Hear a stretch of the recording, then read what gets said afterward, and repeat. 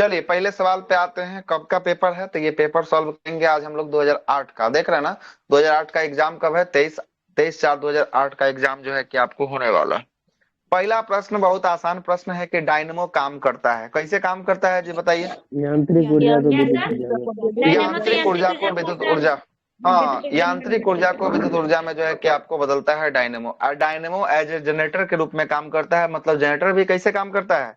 Generator भी काम यांत्रिक ऊर्जा करता को है विद्युत ऊर्जा यांत्रिक में। ऊर्जा को विद्युत ऊर्जा में करता है। आइए क्या क्या दिया है इसका जरा देखते हैं। देखिएगा, विद्युत मोटर की बात करेंगे, ये जो है कि विद्युत ऊर्जा को कौन सी ऊर्जा में रूपांतरित करेगा? यांत्रिक ऊर्जा में। यांत्रिक में। यांत्रिक ऊर्जा में। चलिए सोलर सेल की बात करेंगे, इसको किससे किसमें करेगा सोलर सेल? सौर ऊर्जा को सौर ऊर्जा को विद्युत ऊर्जा में। सौर ऊर्जा को जो है कि आपको विद्युत ऊर्जा में करेगा। सितार या गिटार की बात करेंगे, यांत्रिक ऊर्जा को किस ऊर्जा में? ध्वनि ऊर्जा में जो है कि आपको बदलने वाला है। और विद्युत सेल की बात करेंगे, ये रासायनिक ऊर्जा को किस ऊर्जा में बदलेगा? ये जो है कि आपको विद्युत ऊर्जा में जो है कि आपको बदलेगा। माइक्रोफोन जो है कि आपको ध्वनि ऊर्जा को जो है कि आपको किस ऊर्जा में बदलेगा? विद्युत ऊर्जा में जो है कि आपको बदलने वाला है। और लाउड स्पीकर की बात करेंगे, विद्युत ऊर्जा को कौन सी ऊर्जा में? ध्वनि ऊर्जा में जो है कि आपको बदलेगा। और ट्यूबलाइट या विद्युत बल्ब की बात करेंगे, ये विद्युत ऊर्जा को किसमें? प्रकाश ऊर्जा में। लेकिन यहाँ पर जो है कि विद्युत बल्ब है, यहाँ पर थोड़ा सा अलग होगा, ये प्रकाश के साथ साथ उष्मा भी देगा। क्या देगा? उष्मा भी देगा। लेकिन ट्यूबलाइट उष्मा नहीं देगा, ठीक ना, ट्यूबलाइट उष्मा नहीं देगा, याद रखिएगा। आगे चलते हैं, मोमबत्ती की बात करेंगे, रासायनिक ऊर्जा को कौन सी ऊर्जा में बदलेगा? प्रकाश और उष्मा ऊर्जा में जो है कि आपको चलिएगा। और ये क्लास में जो लोग पुराने हैं, है ना, कहा कि प्रीवियस ईयर शुरू हो चुका है ऑलरेडी। प्रश्न संख्या 2 पे आते हैं। अल्बर्ट आइंस्टीन जो है कि आपको प्रसिद्ध थे, किसके लिए प्रसिद्ध है? भौतिकी शास्त्री है ना। अल्बर्ट आइंस्टीन के द्वारा सापेक्षता का सिद्धांत जो है कि आपको दिया गया है, तो भौतिक शास्त्री जो है कि आपको होने वाले हैं। अल्बर्ट आइंस्टीन की बात करें, हाँ फिजिक्स से, इसमें पहले तो फिजिक्स से दिया है, क्या दिक्कत है? बायोलॉजी तो आपको अभी जस्ट में पढ़े हैं बीपीएससी रिवीजन सीरीज में, है ना। फिजिक्स के बाद केमिस्ट्री या केमिस्ट्री के बाद बायोलॉजी कर देते हैं, कोई दिक्कत थोड़ी है। कोनो तो आपको एक तरफ से पढ़ना है ना, कोई दिक्कत नहीं। सुनते रहे। 14 मार्च 1879 से जो है कि आपको कब तक 1955 तक जो है कि आपको जिंदा जो है कि आपको थे। और ये जर्मन मुल्क के जो है कि एक भौतिक वैज्ञानिक थे। इन्होंने भौतिकी, आधुनिक भौतिक का जनक किसे माना जाता है? यो क्वेश्चन पूछा गया है। आधुनिक भौतिक का जनक आइंस्टीन को जो है कि आपको जाना जाता है। आइंस्टीन के द्वारा कौन सा सिद्धांत दिया गया? सापेक्षता का सिद्धांत जो है कि आपको दिया गया। और यही सापेक्षता के सिद्धांत में एक फॉर्मूला दिया गया, ई बराबर जो है कि आपको क्या होता है? MC स्क्वायर जो है कि आपको होता है। और इन्होंने क्वांटम जो है कि यांत्रिकी के लिए, सिद्धांत के लिए महत्वपूर्ण योगदान जो है कि आपको दिए हैं। और 1921 में इनको कौन सा नोबेल दिया गया? भौतिकी का नोबेल जो है कि आपको दिया गया। भौतिकी का नोबेल अल्बर्ट आइंस्टीन को 1921 में जो है कि आपको दिया गया है। और प्रकाश विद्युत प्रभाव के लिए आइंस्टीन को नोबेल प्राइज जो है कि आपको दिया गया है। किसके लिए दिया गया है?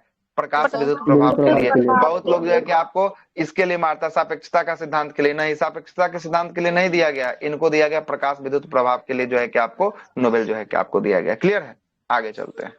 आइंस्टीन के प्रमुख जो है कि 3 सिद्धांत है ना, विशिष्टता सापेक्षता का सिद्धांत है, प्रकाश विद्युत प्रभाव का सिद्धांत है, और द्रव्यमान ऊर्जा समतुल्य जो है कि आपको सिद्धांत, जिसको E बराबर MC स्क्वायर के नाम से जो है कि आपको जानते हैं। धातु के प्लेट पर निश्चित ऊर्जा के, है ना, आघात के कारण जो है कि आपको धातु का प्लेट, क्या दिखा है? धातु का प्लेट इलेक्ट्रॉन को जो है कि उत्सर्जित करने लगता है। और इसी घटना को प्रकाश जो है कि आपको विद्युत प्रभाव जो है कि आपको कहते हैं। और प्रकाश विद्युत प्रभाव की खोज सबसे पहले जो है कि आपको किसने किया था? सबसे पहले खोज किया था हर्ट्ज ने किया था। लेकिन देखिएगा, प्रकाश विद्युत प्रभाव का खोज किया हर्ट्ज ने, लेकिन सिद्धांत किसने दिया? सिद्धांत किसने दिया? अल्बर्ट आइंस्टीन के द्वारा जो है कि आपको सिद्धांत जो है कि आपको दिया गया। दोनों अलग अलग सवाल हो जाएगा, ठीक ना। खोज किया हर्ट्ज ने, लेकिन सिद्धांत दिया किसके द्वारा? अल्बर्ट आइंस्टीन के द्वारा जो है कि आपको दिया गया। तीसरे सवाल पे आते हैं।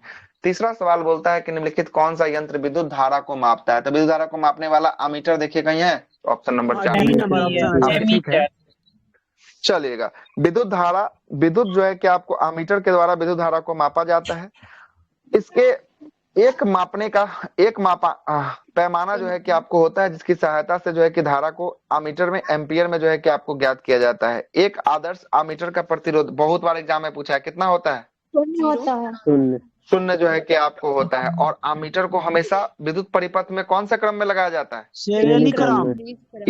इहो क्वेश्चन जो है कि आपको पूछा, दोनों क्वेश्चन जो है कि आपको पूछा है। अब आ गया कौन? वोल्ट मीटर की बात करेंगे। वोल्ट मीटर का प्रयोग किसको मापने के लिए किया जाता है? वोल्ट मीटर का विभवांतर विभवांतर मापने के लिए वोल्ट मीटर का प्रयोग किया जाता है। और ये परिपथ में किस क्रम में जो है कि आपको लगाया जाता है? समानांतर क्रम में। समानांतर क्रम में जो है कि लगाया जाता है। आमीटर श्रेणी क्रम में, जबकि वोल्ट मीटर समानांतर क्रम में जो है कि आपको लगाया जाता है। और आदर्श वोल्ट मीटर का प्रतिरोध की बात करेंगे, क्या पता है प्रतिरोध इसका? अनंत अनंत प्रतिरोध जो है कि आपको अनंत जो है कि आपको होता है। और वहां पर क्या प्रतिरोध था अमीटर का? शून्य जो है कि आपको होता है। क्या था? शून्य जो है कि बड़ी आपको ध्यान था। देना और पड़ेगा ना इस नहीं तो गड़बड़ हो बिल्कुल जाएगा। अमीटर वोल्ट मीटर हर एक एग्जाम में पूछता ही है, ध्यान देना ही वाला है ना। और वोल्ट मीटर में जो है कि आपको पोटेंशियो जो है कि आपको मीटर भी कहा जाता है, क्योंकि पोटेंशियल को मापता है, इसलिए पोटेंशियो मीटर भी जो है कि आपको कहा जाता है। चौथे सवाल पे आते हैं। चौथा सवाल बोलता है कि जब किसी माध्यम में ताप बढ़ता है तो उस माध्यम में प्रकाश का वेग क्या होगा? तो ताप बढ़ने पर प्रकाश अपरिवर्तित पर रहता जो है कि आपको कोई परिवर्तन नहीं होता है, मतलब अपरिवर्तित रहेगा। मतलब ऑप्शन नंबर क्या हो जाएगा? ऑप्शन नंबर सी हो जाएगा, है।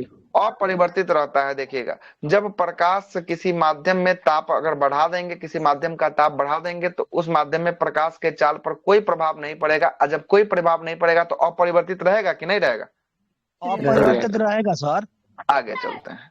प्रकाश की चाल माध्यम के ताप पर जो है कि आपको नियंत्रण नहीं करता है, मतलब इस पे स्वतंत्र होता है। इसको बढ़ाने घटाने से, अगर बोल देगा यहाँ पर बढ़ा दिया है, अगर यही क्वेश्चन बोल देगा कि अगर किसी माध्यम में ताप को घटा दिया जाए तो वेग क्या होगा, प्रकाश की चाल पर क्या इफेक्ट पड़ेगा, तब भी उसका आंसर क्या जाएगा? कोई इफेक्ट नहीं पड़ने वाला है ना। नहीं करेगा। चलेगा। प्रकाश जो है कि आपको विद्युत चुंबकीय तरंग होता है। और प्रकाश जो है कि अनुप्रस्थ होगा कि अनुदैर्घ्य होगा? प्रकाश अनुप्रस्थ प्रकाश अनुप्रस्थ होगा अनुप्रस्थ जो सर। है कि आपको होगा। और जबकि ध्वनि की बात करेंगे, ध्वनि जो है कि आपको क्या होगा? ध्वनि अनुदैर्घ्य जो है कि आपको होगा, है ना। ध्वनि जो है कि अनुदैर्घ्य जो है कि आपको होगा। अब ध्वनि में ताप बढ़ेगा तो बढ़ेगा, ताप घटेगा तो घटेगा। ध्वनि में जो है कि आपको प्रभाव पड़ता है, लेकिन प्रकाश में ऐसा कोई प्रभाव नहीं पड़ता। ध्वनि नहीं अनुदैर्घ्य तरंग पड़ता। होता है। और प्रकाश का वेग जो है कि आपको गणना सबसे पहले किसके द्वारा किया गया? प्रकाश का वेग का रोमन गणना वगैरह। रोमर के द्वारा जो है कि आपको किया सर गया। हाँ बोलिए। आप बता रहे कि ध्वनि पर ताप का प्रभाव पड़ता है, पड़ेगा तो हाँ पड़ेगा, नहीं पड़ता है। पड़ेगा तो नहीं पड़ेगा। हाँ तो कैसे ठीक है। पड़ेगा सर? कौन सी आवाज निकल रही है तो उस पे क्या पड़ रहा है? टेम्परेचर क्या पड़ रहा है उस पे? अच्छा, जैसे देखिएगा, टेम्परेचर की बात कर रहे हैं कि ध्वनि पर जो है कि आपको प्रभाव जो है कि प्रकाश आपको को तो पड़ेगा मतलब कि नहीं। सीधा जा रहा है, उससे क्या मतलब हाँ, है? प्रकाश में जो है कि आपको सीधा जाएगा, ठीक ना। अब जरा सुनिएगा, सुनिएगा। गर्मी के दिनों में देखिएगा कि दूरों में कहीं कहीं हल्ला उल्ला होगा ना, है ना, चिल्ला चिल्ली होगा तो आपको सुनाई देगा। और हाँ ठंडी के जी, दिनों ये में तो देखिएगा बात आपके सही है। घर के बगल वाला घर में भी चिल्ला चिल्ली होगा तो आपको सुनाई नहीं देगा। देता है? आपको सुनाई नहीं देता है। लेकिन इसका गर्मी के मतलब दिनों में जो है कि आप, प्रभाव है नहीं सर? हाँ तो प्रभाव है तभी ना ऐसा हो रहा है, नहीं होगा तो। अच्छा आप सुनिए, ठंडा का दिन अभी चल रहा है। देखिएगा जी 4 बजे भोर में आपके घर से अगर 3 किलोमीटर एनएच है या रेलवे लाइन है, तो गर्मी के दिन में आपको खूब सुनाई देगा। पटरी पर जब ट्रेन दौड़ेगी तो उसकी आवाज भी आपको सुनाई देगा। और ठंडा आएगा तो आवाज जो है कि आपको नहीं सुनाई देगा या कम सुनाई देगा। मतलब परिवर्तन पड़ता है तभी ना जो है कि ऐसा हो रहा है ना। अच्छा सर, एक समझ चीज रहे बात जानना को? है, तो मतलब क्या गर्मी हो में बढ़ जाता है ना जाता है। सर? ठंड कहाँ में हो सर, ठंड में सर मतलब ज्यादा सुनाई देता है गर्मी की अपेक्षा, क्योंकि सर कौन बोल मतलब दिया? एयर में जो रहता है वो पढ़िए कुहासा सर। की वजह से सर। नहीं सर, नहीं गर्मी नहीं में नहीं सुनाई नहीं, देता है ना। गर्मी में हाँ सुनाई सर, देगा वो जो है ना, वो जो सर है। ठंड में तो वो क्योंकि माध्यम सर बन जाता है ना सर, तो उसमें तेजी से सुनने की गमन अपेक्षा करता है तो ध्वनि। ज्यादा तो ठंड में सुनाई देता है सर। Yes sir. ना, गलती लग रहा है हमको, रुकिए तब चेक करने। तो डाउट लग रहा है। रुक जाइए। ठंड में ज्यादा सुनाई देता है देखा सर। जाता है सर, घर माध्यम से दो माध्यम अच्छा किलोमीटर रुक कैसे दूर जाइए, है वो तो तब बढ़ता कोई ठंडी हो है। में सकता अभी है। आवाज दे देता है सर। अच्छा ठीक रुक है सर। जाइए, रुक जाइए, रुक जाइए। ध्वनि ध्वनि हो गया, ध्वनि 1 मिनट कर देते हैं क्लियर। क्या है दिक्कत? हो सकता है कोई गलती निकल गया हो, कोई दिक्कत थोड़ी ना। ताप पर प्रभाव। माध्यम ताप बढ़ने पर ध्वनि की चाल बढ़ जाती है। ताप बढ़ेगा तो ध्वनि की चाल बढ़ेगी, ताप घटेगा तो ध्वनि की चाल घटेगी। अब बताइए कि कौन गलत कौन सही है? ध्वनि की ना चाल पर तो जो है कि सही आपको है तब, तब अब मेरा ठीक है सही सर, गर्मी है ना? वाला ठीक है। तब देखिए अब फिर हम आपको भेजते हैं ग्रुप में, है कि जब आप बिलीव ट्रेन नहीं। वाला बताए ना सर कि मतलब वो दूर से भी आवाज आती है, लेकिन ठंडा में नहीं हाँ आता, लेकिन सर कुहासा भी रहता सुनने है की तो। अपेक्षा तो ऐसे ही है सुनाई दे देता है वो अभी हम सर। वो जो है कि आपको इसलिए बोले होंगे क्लास में, आपको इसलिए याद होगा कि बोले होंगे कि भोर में सुनाई देता है, कि भोर में जो है कि वातावरण यस शांत सर। रहता है, सर इसीलिए सघन आपको ऐसा जो है कि सघन यस आपको, यस माध्यम सर। हो जाता है ना सर, कभी कभी है ना। शीत की वजह से सर। अच्छा सुनिए सुनिए, पढ़िए वो दूसरा बात नंबर का नहीं। पॉइंट पढ़िए, यहाँ पर पढ़िए, तो दूसरा नंबर हम पॉइंट भेजे ग्रुप में, पढ़िए दूसरा नंबर का प्रकाश पॉइंट की पढ़िए क्या चाल लिखा है। माध्यम के हे ताप से प्रकाश की चाल, स्वतंत्र है। अरे इस पे थोड़ी ना पढ़ना, ग्रुप में भेजे उसको पढ़ना है तो इसको पढ़ रहे हैं। सच। पढ़िए 2 नंबर ध्यान पॉइंट भटक ग्रुप में जाता जो है। भेजे हैं, 2 नंबर जो भेजे उसको पढ़िए सही से। ध्वनि की चाल ताप ध्वनि का की चाल प्रभाव का माध्यम का ताप बढ़ाने पे उसमें जो है ध्वनि की चाल बढ़ जाती है। नीचे पढ़िए, नीचे क्या दिया है, नीचे पढ़िए उसके नीचे। ध्वनि की चाल ध्वनि आर्द्रता की के चाल प्रभाव में। आर्द्रता का प्रभाव मतलब नमी युक्त वायु का वो नहीं ना घनत्व। बोल रहा है, उसके जस्ट नीचे जहाँ पर पेंट किया उसके नीचे वाला लाइन को पढ़िए ना, जहाँ पेंट वायु नहीं किया में गया है उसको पढ़िए। वायु में हाँ प्रति 1 डिग्री सेल्सियस ताप बढ़ाने पर ध्वनि की चाल 0.61 मीटर हाँ पर सेकंड बढ़ जाती है। हाँ, बढ़ गया। ताप बढ़ाएंगे तो ध्वनि की चाल बढ़ा कि घटा। बढ़ बढ़ जाता गया। है। बढ़ा। जाके ट्रेन पढ़िए का मेरा आवाज फिजिक्स, ज्यादा आता है। फिजिक्स का जाके नोट्स जाके पढ़िए, साउंड चैप्टर को जाके पढ़िए, वहां पे ये चीज लिखा हुआ है कि नहीं लिखा सर है, अब इस पे नीचे न्यूमेरिकल वाले को भी बनवाए। सुनिए, सर अब नीचे वाले न्यूमेरिकल के बारे बनाया में है कि बोल नहीं रहे बनाया है, थे। इस पे भी बताइए, अभी आर्द्रता क्लास में वाला आप सर। डिस्कस कीजिए। सुनिए पहले मेरा बात, न्यूमेरिकल इस पे बनाया है कि नहीं बनाया है, कि 1 डिग्री सेंटीग्रेड पर बढ़ने पर जो है कि 0.61 बनता है। इस पे क्लास में जो है कि न्यूमेरिकल करवाया गया है कि नहीं करवाया गया है, पेड ग्रुप में जाके कंटेंट में देखिए कि इसमें न्यूमेरिकल हुआ है कि नहीं हुआ है। उसका भी बिलीव नहीं होगा तो अभी हम फोटो खींच के भेजते हैं ग्रुप में, जब नहीं याद सर नहीं आ नहीं रहा है सर, तो, बताए हैं है ना। सर आप बस। ऑलरेडी सब हुआ है, कुछ याद ठीक ना। नहीं है और सर। नीचे में देखिए ध्वनि की चाल आर्द्रता का प्रभाव, नमी युक्त जो है कि आपको, जी नमी सर। युक्त वायु में घनत्व जो है कि आपको, नमी युक्त वायु का घनत्व जो है कि आपको सूक्ष्म जो है कि वायु के घनत्व से क्या होता है, कम जो है कि आपको होता है ना, कम जो है कि आपको होता है। जी मतलब सर। यहाँ पे बोल रहा है कि अगर सूखा होगा तो ज्यादा फैलेगा और गीला होगा तो कम फैलेगा। क्लियर है, गीला होगा सर तो कम फैलेगा। सर हाँ पढ़िए, यहीं पे तो दिया नमी है सर, युक्त नमी वायु युक्त के वायु घनत्व का घनत्व सूक्ष्म वायु के घनत्व से जो है कि आपको कम होता है, तो सूक्ष्म में कम ज्यादा होता होगा, है। नमी में कम होगा। वही तो बात बोल रहे हैं हम भी, हम कौन इसमें अंग्रेजी में पढ़ा दिए, वही तो बात हम भी बोल रहे हैं, है ना, कि नमी फिर वाले सर में जो है कि शुष्क आपको वायु की कम। अपेक्षा नमयुक्त वायु में ध्वनि की चाल अधिक होती है सर। नीचे वाला सर। अंततः सूक्ष्म युक्त वायु की अपेक्षा नमी युक्त वायु में ध्वनि की चाल जो वायु है कि में आपको ध्वनि क्या की होती चाल है, अधिक हो ध्वनि की चाल जाती जो है है कि क्योंकि आपको सब अधिक जो है कि सघन हो आपको जाता होती है है। नमयुक्त। जी सर। अच्छा रुक जाइए, नमी युक्त वायु का घनत्व, है ना, सूक्ष्म वायु के घनत्व से जो है कि आपको कम होता है, घनत्व इसका कम होता है। अच्छा घनत्व कम होगा तो अभी पढ़ रहे हैं, ऊपर में पढ़ रहे हैं घनत्व, नीचे देख रहे हैं आर्द्रता, तो अंतर नहीं दिखाई देगा। घनत्व और यस सर। आर्द्रता में दोनों अपोजिट जो है कि रिलेशन होता है, तो कैसे नहीं दिखाई देगा, है ना। सर हम यही वही तो हम भी कह आर्द्रता रहे के हैं कि बारे में सोच के अब तो बोल फिर तो जो रहे है कि थे। आपको तो डिजाइन खराब हो जाएगा फिर, है ना। बिल्कुल नहीं सही है, सर, हम जो पढ़ाइए बताए आपका। कॉन्सेप्ट, है ना। आपका कॉन्सेप्ट ठीक है, पढ़ाइए आगा, देख लिए हम। जब आप बोले हैं कि तब ये बात आपको समझ में आया होगा। ट्रेन अगर आप आसपास से निकलती होगी तो ये घटना आप देखते होंगे, आपके हाँ, क्या कि आसपास में ऐसा नजदीक में घटना हम होता है। सुनते हैं सर, आप सही बोल रहे हैं, गर्मी में हाँ ज्यादा आवाज देता है पे सही बोल। आ चलिए इधर आगे कम चलते आता हैं, है। चलिए सुनिए आगे चलते हैं, साबित करना पड़ जा रहा है क्लास में। निर्वात और हवा में प्रकाश का वेग की बात करेंगे। प्रकाश का वेग कितना होता है, प्रकाश का वेग, सर निर्वात प्रकाश का वेग 3 लाख होता है ना, 3 लाख मीटर प्रति सेकेंड। है ना। तो प्रकाश का वेग जो है कि आपको निर्वात में जो है कि आपको कितना, तो ये जो है कि 3 गुना 10⁸ 3 3 गुना लाख 10⁸ मीटर पर जो है कि आपको 10⁸ करिएगा 3 लाख तो हो ही जाएगा। आगे चलते हैं। प्रकाश का वेग, प्रकाश जो है कि आपको निर्वात में भी गमन करता है, लेकिन साउंड निर्वात में गमन करेगा क्या, साउंड निर्वात में नहीं गमन नहीं सर। करती, इस बात को याद रखिएगा। और प्रकाश, जब प्रकाश की किरणें जो है कि एक माध्यम से दूसरे माध्यम में जाते हैं तो अपने मार्ग से विचलित हो जाती है, इसे ही क्या कहते हैं, इसे ही प्रकाश का अपवर्तन जो है कि आपको कहा जाता है। क्या कहा जाता है, प्रकाश का अपवर्तन जो है कि आपको कहा जाता है। क्लियर है।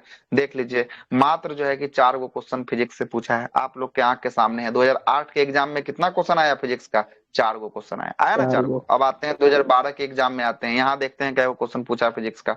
न्यूटन के गति के कितने नियम है, तो नॉर्मल है, न्यूटन के गति के 3 3 गो नियम जो नियम है है कि सर। आपको होते हैं, है ना। पहला जो है कि आपको नियम को जड़त्व का नियम कहते हैं, है ना। दूसरा नियम से जो है कि किसकी प्राप्ति होती है, बल की परिभाषा की, बल का व्यंजक। बल का व्यंजन। पहला बल से का बल की व्यंजन हो परिभाषा, दूसरा से बल का व्यंजक, तीसरा से, है ना, सुनिए गलती पे, पहला से बल की परिभाषा, दूसरा से बल का व्यंजक और तीसरा से बल की प्रकृति। क्या होती है? बल की प्रकृति बल होती है। की कितना बार क्लास में करवाया होगा? ठीक है, आइए देखिएगा। न्यूटन के 3 नियम है। न्यूटन के गति के नियम जो है कि बल को परिभाषित करता है। न्यूटन के द्वितीय गति के नियम को बल का व्यंजक जो है कि आपको देखिए, पहला से बल की परिभाषा दिया है, दूसरा से बल का व्यंजक दिया है और यस तीसरा से बल की प्रकृति दिया है ना। चलिए, पहला को जो है कि जड़त्व का नियम कहते हैं। जड़त्व को ही गैलीलियो का नियम के नाम से जो है कि आपको जाना जाता है। न्यूटन के पहले नियम का जो है कि जड़त्व के नियम के नाम से जाना जाता है। जड़त्व के नियम प्रत्येक जो है कि वस्तु को अपने प्रारंभिक अवस्था को बनाए रखना, यदि वह जो है कि गति में है तो वह रखना चाहेगा, यदि उस पर कोई बाह्य बल न लगा दिया जाए, यही जो है कि आपको पहला बोलता है। आइजैक न्यूटन के बारे में बोल रहा है, एक महान वैज्ञानिक थे। इनका जन्म जो है कि आपको 1642 ईस्वी में इंग्लैंड में जो है कि आपको हुआ था। ये सब छोड़ दीजिए, आगे चलते हैं।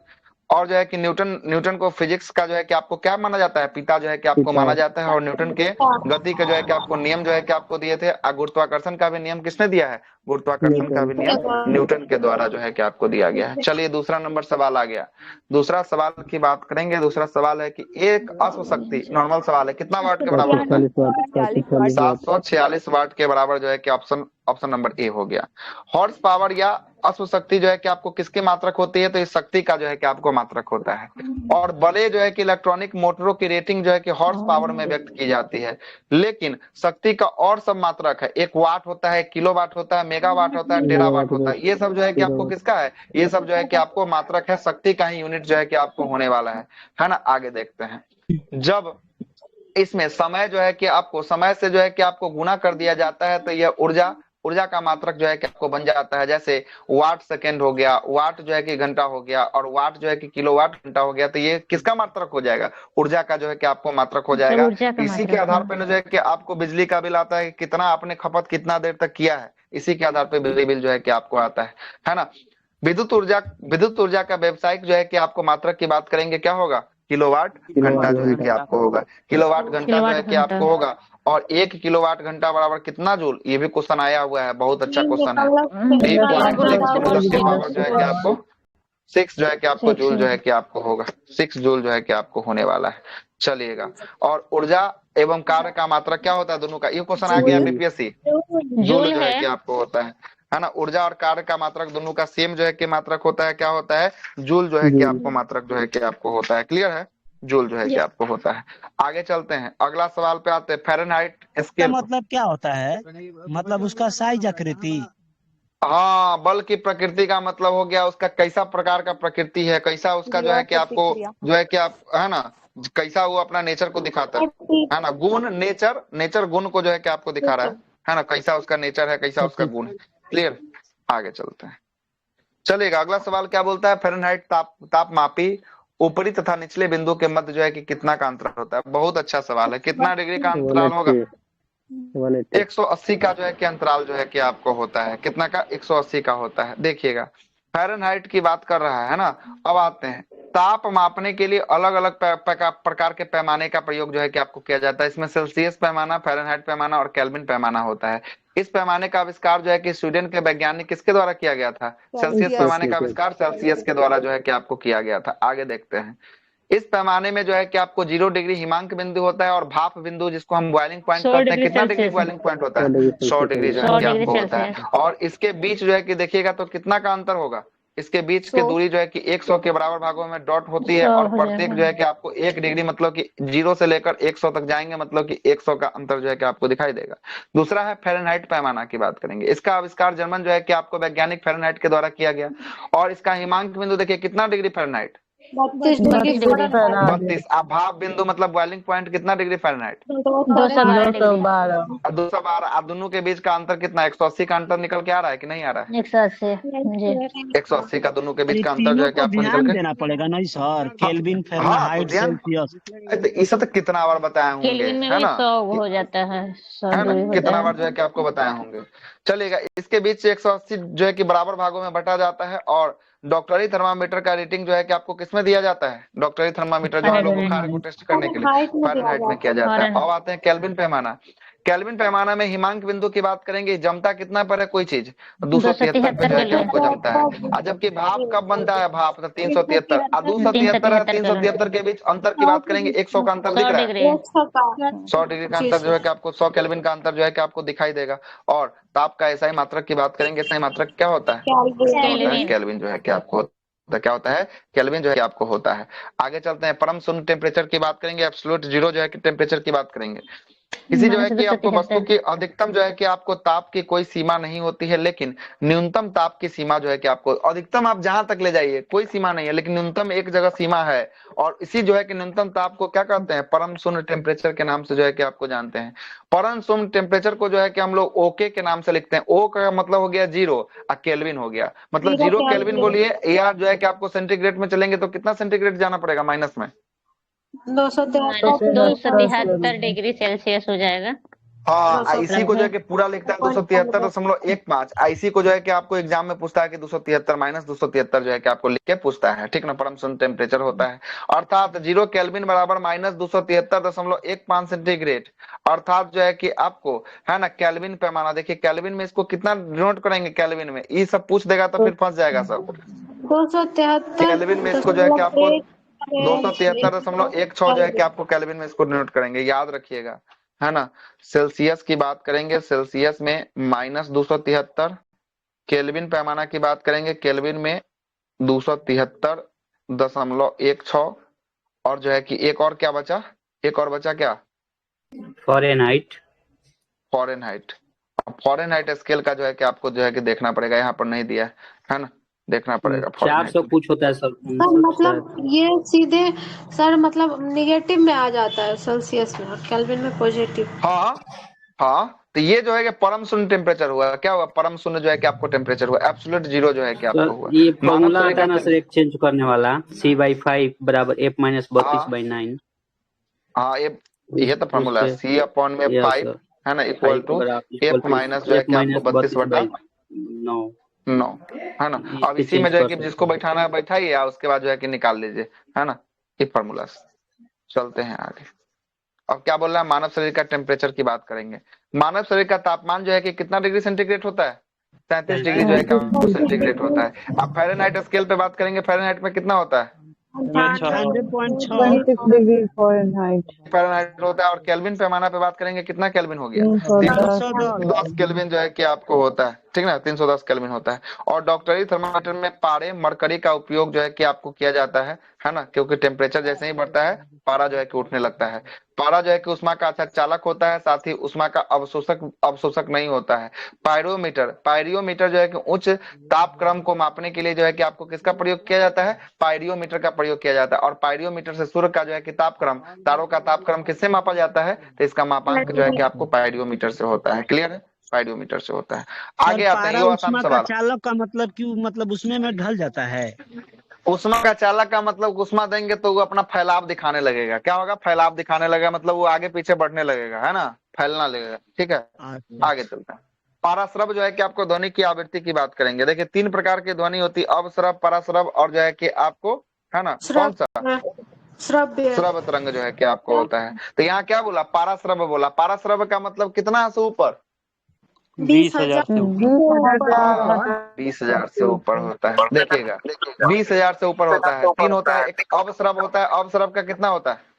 20 हर्ट्ज से 20 हर्ट्ज से नीचे होता है। एक श्रव, हाँ एक श्रव होता है। श्रव का कितना होता है? वो 20 हर्ट्ज से 20,000 हर्ट्ज के बीच में।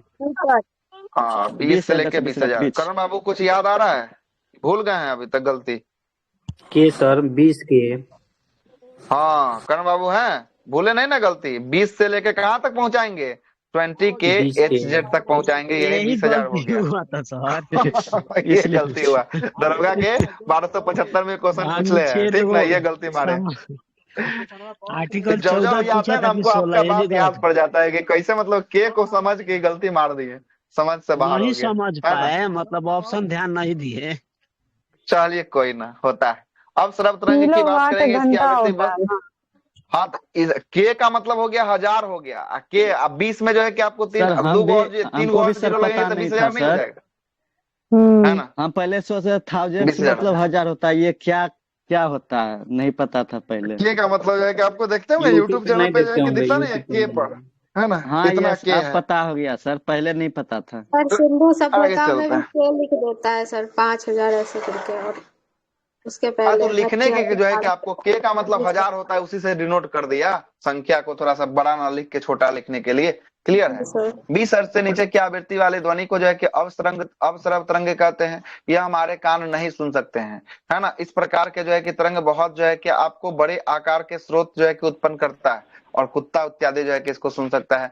भूचाल के समय पृथ्वी पर बहुत लंबी जो है कि तरंग चलती है, जिसे अवस्रव तरंग कहते हैं। और हमारे धड़कनों की आवृत्ति जो है किसके समान होती है, तो हमारे धड़कनों की आवृत्ति भी जो है कि आपको अवस्रव समान जो है कि आपको होती है। श्रव तरंग की बात करेंगे, जिन तरंगों को हमारा कान सुन सकता है उसे कौन सा तरंग कहते हैं, उसे श्रव तरंग जो है कि आपको कहते हैं। और श्रव तरंग की आवृत्ति की बात करेंगे, कितना से लेकर कितना तक, 20 से 20,000 20 से लेके जो है कि आपको 20,000 तक जो है कि आपको होता है श्रव तरंग की आवृत्ति होता है। पाराश्रव की बात करेंगे, 20,000 श्रव से 20,000 हर्ट्ज से ऊपर की आवृत्ति वाले ध्वनि को पराश्रव तरंग कहा जाता है, और ये मनुष्य का कान इसको भी नहीं सुन सकता है, ठीक है ना।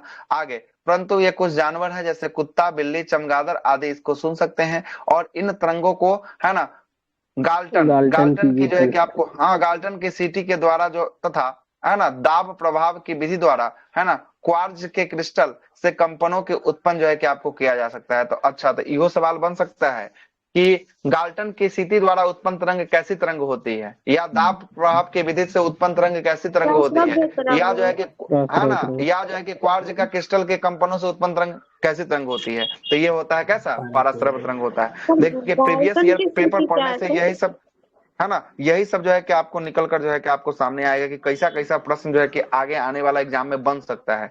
अगर यही क्वेश्चन अगर नहीं पढ़े और डायरेक्ट अगर मिल जाए तो इसमें कुछ दिमागी काम नहीं करेगा, क्या इसका आंसर होगा, है ना। इसलिए प्रीवियस ईयर पेपर पढ़ना बहुत ज्यादा जरूरी है। क्या बोले हैं, गाल्टन का सिटी अब जो है कि एक जो है कि आपको क्या होगा, ये, हाँ, बढ़िया बुक है। एक प्रकार का उपकरण होगा, इसी से सीटी जो है क्या, गीटी, है ना, गीटी ना है, गाल्टन की गीटी, देखना पड़ेगा कैसा ही टाइप का उपकरण है ना। गीटी है, सीटी नहीं है, गीटी नहीं सर, जीटीए, सीटी, सीटी होता है। सर गाल्टन सिटी, रुके, गाल्टन लिख दिया है। रुकिए ना, देखते हैं। ये होगा सर, गंगाटी नहीं।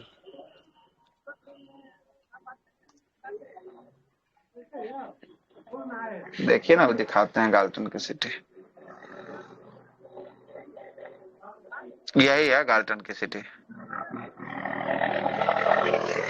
देख रहा है, इसमें उत्पन्न तरंग जो है ना, यही सब जो है कि आपको तरंग के बारे में बोल रहा है, ठीक है। चलिए आगे चलते हैं,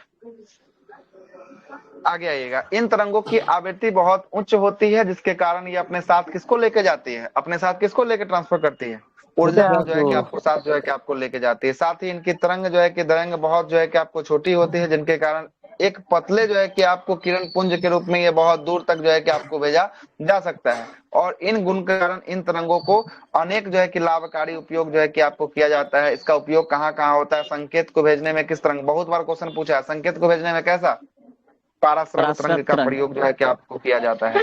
गठिया रोग के उपचार में, मस्तिष्क के ट्यूमर का पता लगाने में किसका प्रयोग किया जाता है, पराश्रव तरंग, पाराश्रव का प्रयोग किया जाता है। कीमती कपड़ा, वायुयान, घड़ियों के पुर्जे को साफ करने में भी किसका प्रयोग किया जाता है, पराश्रव तरंग, पाराश्रव का किया जाता है। कल कारखानों में चिमनियों को, कालिक को हटाने के लिए भी किसका प्रयोग किया जाता है, पाराश्रव का किया जाता है।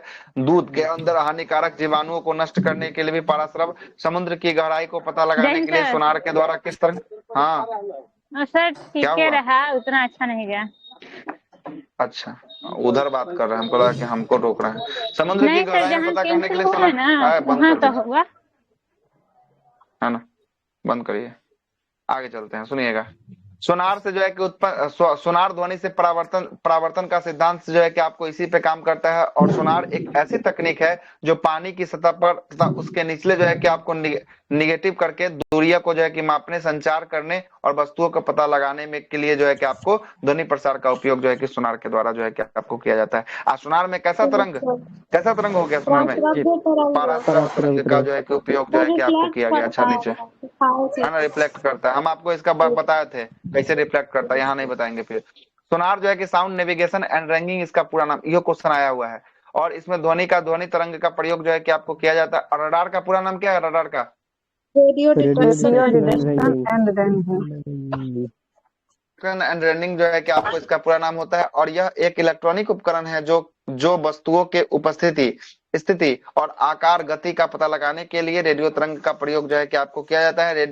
रडार रेडियो तरंग के परिवर्तन के सिद्धांत पे जो है कि काम करता है। यह क्वेश्चन पूछा है कि रडार जो है कि आपको किसके तरंग के सिद्धांत पे काम करता है? ध्वनि पे कि रेडियो पे? और रेडियो का कौन सा? तो रेडियो का परावर्तन हो गया। कौन हो गया? रेडियो का परावर्तन जो है कि आपको हो गया। चलिए अच्छा, अब आते हैं 9वां सवाल जो है कि आपको क्या हो गया? एफपीएस पद्धति में द्रव्यमान को किसमें व्यक्त किया जाता है? द्रव्यमान का इकाई क्या हो जाएगा एफपीएस में? पाउंड में। देखिए अच्छा, ये बताइए कि हम आपको पढ़ाए कि नहीं, नोट्स में लिखा हुआ है कि नहीं? पाउंड एफपीएस सेकेंड पद्धति है ना, फुट जी पाउंड सर। सेकंड जो है कि आपको होता है ना, ये फुट पाउंड सेकंड जो है कि आपको इसको जो है कि आपको पाउंड में। और इसी से आपको केक मिलता है, 1 पाउंड का केक, 2 पाउंड का केक, 3 पाउंड का केक।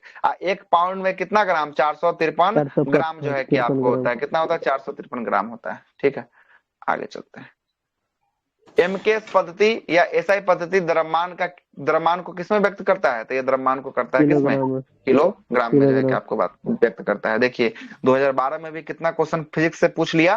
5 को पूछ लिया। 5 को पूछा ना? 5 को पहला वाले में पूछा था, 5 को दूसरा वाले में पूछा था, है ना। मतलब फिजिक्स का जो है कि आपको 5 को क्वेश्चन पूछ रहा है हर एक एग्जाम में। इसी से आप अनुमान लगा सकते हैं। आइए 2012 का पेपर को देखते हैं। अपर उत्पाद जो है कि आपको अपर निरक्षर की बात करेंगे, उत्पाद दरोगा है ना। एक्साइज जो है कि आपको दरोगा क्या जो है कि आपको होने वाला है। आइएगा डिटर्जेंट जो है कि किस सिद्धांत पर जो है कि आपको सतहों की सफाई करता है? तो ये आपको तो पता है कि पृष्ठ तनाव, है ना। पृष्ठ तनाव में होता क्या सरफेस है ना? टेंशन। चलेगा सरफेस टेंशन। जैसे ही सर्फ डालते हैं ना, तो ये सरफेस टेंशन बढ़ जाता है कि कम हो जाता है पानी में डालने पर? कम हो जाता है सर। कम।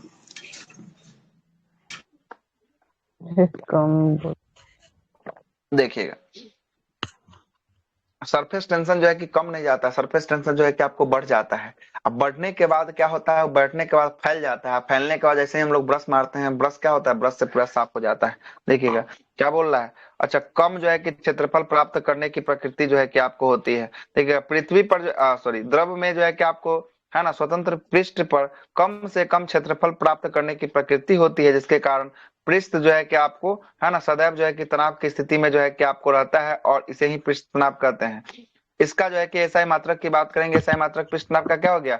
न्यूटन प्रति मीटर जो है कि आपको हो गया।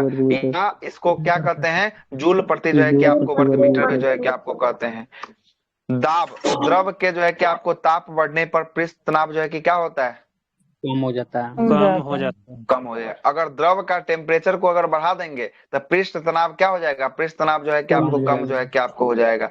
और पृष्ठ तनाव से पूछे जाने वाले सवाल की बात करेंगे। वर्षा की बूंदे गोलाकार होती है, इसका कारण क्या होता है? इसका कारण जो है कि आपको पृष्ठ तनाव होता है। गर्म सूप हमें स्वादिष्ट लगता है, इसका कारण क्या होता है? कम पृष्ठ तनाव होने के कारण जो है कि स्वादिष्ट जो है कि आपको लगता है ना। आगे चलते हैं। पानी में जो है कि मच्छरों के लार्वा जो है कि तैरते रहते हैं, उसमें मट्टी तेल छिड़क देने पर मर जाता है। क्या होता है? पृष्ठ तनाव कम हो जाता है और के लार्वा सभी मर जाता है ना। पतली सुई जो है कि आपको पृष्ठ तनाव के कारण जो है कि आपको पानी के अंदर जो है कि आपको क्या होती है? तैरते रहती है ना, तैरते रहती है। आगे चलते हैं। डूब जाएगी ना, पतली सुई जो है कि डूब जाएगी, और वही नाव जो है कि आपको तैरते रहेगा। काहे के लिए? पृष्ठ तनाव के कारण जो है कि एरिया उसका क्या होता है? ज्यादा जो है कि आपको होता है, एरिया पर डिपेंड करता है। आगे चलते हैं। साबुन, डिटर्जेंट आदि जल में जो है कि पृष्ठ तनाव के कारण पृष्ठ तनाव को क्या कर देते हैं? पृष्ठ तनाव को कम कर देते हैं। और कम कर देते हैं, अंततः हुआ जो है कि आपको मैल की गहराई तक चले जाते हैं, और कपड़ा जो है कि ज्यादा जो है कि क्या होता है? साफ होता है। इसलिए जो है कि कपड़ा ज्यादा जो सर्फ में फुलाता है, है ना। हाँ, कम जो है कि आपको होता है। क्या ऊपर वाला, यहाँ वाला पतली सुई पृष्ठ तनाव के कारण ही पानी में जो है कि आपको तैरती रहती है। अब देखिएगा, अब जो है कि सुई की बात कर रहा है, अब किस हिसाब से बात किया है, अब ये बुक वाला छापने वाला का डिपेंड करता है ना। डेंसिटी कम एक रहता है सुई तो हो तैरता गया, है सर। एक सुई हो गया, एक जो है कि कील मानिए, एक कील मानिए, ये कील हो गया जो आपको डूब जाता है। और इसी कील को अगर पीट पीट के चपटा बना देंगे, चपटा इसका एरिया अगर बढ़ा देंगे तो ये एरिया क्या करेगा, तैरने लगेगा। अब किस हिसाब से, अगर कील के हिसाब से अगर दिया है ना, तब ये डूब जाएगा, तब गलती है वहां पर, ठीक ना, तब गलती दी। सुई है सर की पतली सुई, वो तो ऑटोमेटिक हाँ, तो पतली सुई अगर दिया है ना तो डूब जाएगा, तब क्या होगा ना, डूब जाएगा। पतली सुई जो है ना डूब जाएगा, है ना, सुई जो है कि आपको डूब जाएगा। ये इसका एरिया पृष्ठ तनाव क्या होगा, बढ़ेगा या घटेगा सर सुई में? किसका, जब तक जो है कि आपको डूबना और जो है कि डूबना और तैरना, ये जो है कि आपको पल्लवन के सिद्धांत पे काम करेगा। इसके द्वारा विस्थापित जल उतना नहीं हटाया जाएगा, और जब विस्थापित जल उतना नहीं हटाएगा तो मतलब ये डूब जाएगा। आज जितना अगर विस्थापित जल हटा दिया, जितना डालें उतना जो है कि विस्थापित कर दिया जल को, तो ये क्या करेगा, जल पर जो है कि आपको तैरने लगेगा। तो ये विस्थापित नहीं करेगा उतना, तो ये डूब जाएगा, है ना, डूब जाएगा। हम लोग क्या करते हैं, हम लोग तैरने जाते हैं तो ऐसे ही थोड़ी तैरते हैं। जितना पानी जितना हम लोग जो है कि हटाते हैं, तभी जाकर, पानी हटाना छोड़ दीजिएगा तो आप अंदर डूब जाइएगा। देखते हैं ना कि हाथ गोड़ चलते रहता है, मतलब पानी क्या होता है, पानी हटाते रहता है। उतना हटाइएगा तभी आप तैर रहे हैं सतह पर, जितना नहीं तो वजन आप नहीं रहता है तैरेंगे। उतना को हटाते हैं सर। साबुन की गोल बुलबुला बुलबुला बड़े जो है बुलबुले बड़े इसलिए होते हैं क्योंकि ये जल में साबुन का घोलने पर पृष्ठ तनाव क्या हो जाता है, कम जो है कि आपको हो जाता है। इसके कारण जो है कि ऐसा होता है। श्यानता की बात करेंगे, विस्कोसिटी, यह केवल तरल का यह गुण होता है जिसके कारण तरल में विभिन्न परतों के माध्यम जो है कि अपेक्षित गति का क्या करता है, गति का विरोध करता है। यही जो है कि आपको श्यानता कहलाता है। श्यान बल की बात करेंगे, विस्कस फोर्स क्या होता है, जब द्रव या गैस में दो क्रमागत परतों के बीच अपेक्षित गति का विरोध करने वाले घर्षण बल को ही कौन सा बल कहते हैं, घर्षण बल को ही श्यान बल के नाम से जो है कि आपको जानते हैं। और श्यान बल, ये क्वेश्चन पूछा है, श्यान बल केवल और केवल किस में देखने को मिलेगा, ये केवल और केवल द्रव और गैसों में देखने को मिलेगा। क्या ठोस में देखने को मिलेगा, ये ठोस में देखने को आपको नहीं मिलने वाला। ये क्वेश्चन आया हुआ है, पूछा हुआ है। द्रव की श्यानता, है ना, किसके श्यानता से, द्रव की श्यानता अणुओं के मध्य जो है कि आपको लगने वाले बल को जो है कि कौन सा बल कहते हैं, सासंजक बलों के कारण जो है कि आपको होता है ना। और ठोसों में श्यानता नहीं होती है। गैसों की श्यानता द्रवों की तुलना में क्या होती है, द्रवों की तुलना में बहुत कम जो है कि आपको होती है। और ठोस में श्यानता नहीं होती है। एक आदर्श तरल की श्यानता की बात करेंगे, क्वेश्चन आया है, कितना होता है आदर्श तरल की श्यानता, शून्य जो है कि आपको होता है। और ताप बढ़ने पर द्रव की श्यानता क्या होती है, द्रव की श्यानता घट जाती है, क्या होती है, घट जाती है। परंतु गैसों की श्यानता क्या हो जाती है, गैसों की श्यानता जो है कि आपको बढ़ जाती है। और श्यानता का एसआई मात्रक, यो क्वेश्चन आ गया दरोगा में, क्या होता है, डेका पॉइज, या इसे ही पॉइजली के नाम से जो है कि आपको जानते हैं। अब पॉइजली के नाम से जानते हैं, या इसे पास्कल सेकेंड भी कहते हैं। ये तीनों यूनिट याद रखिएगा, कौन पूछ सकता है, पास्कल सेकेंड, पॉइजली या डेका पॉइज, किसका ऐसा यूनिट है, श्यानता का आपको होने वाला है ना। सर। आदर्श प्रत्यास्थ तरल क्या इलास्टिसिटी, हो गया, जल, क्या आदर्श तरल, तरल में कुछ ले सकते हैं। आदर्श के रूप में जो है कि आपको हमेशा मिल जाए, हर तरफ मिल जाए, तो वो जले ना, ऐसा मिल जाएगा, है ना।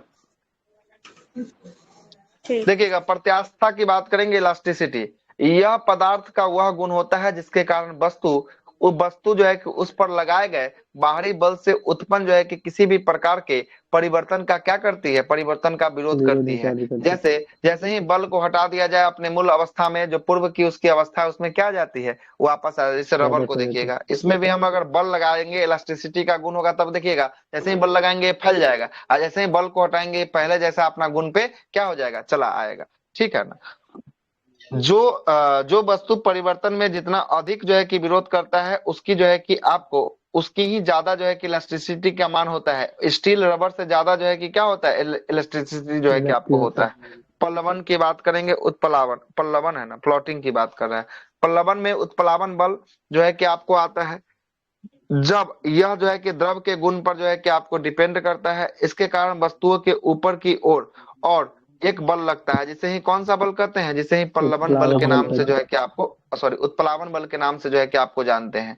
और यह बल वस्तुओं के द्वारा हटाए गए द्रव के गुरुत्व केंद्र पर कार्य करता है, जिसे ही उत्प्लावक केंद्र सेंट्रल ऑफ जो है कि आपको वायनिसी के नाम से जो है कि आपको कहा जाता है। उत्प्लावन बल द्रव में डूबी हुई वस्तुओं के आयतन एवं द्रव के घनत्व पर क्या करता है, घनत्व पर जो है कि आपको निर्भर जो है कि आपको करता है।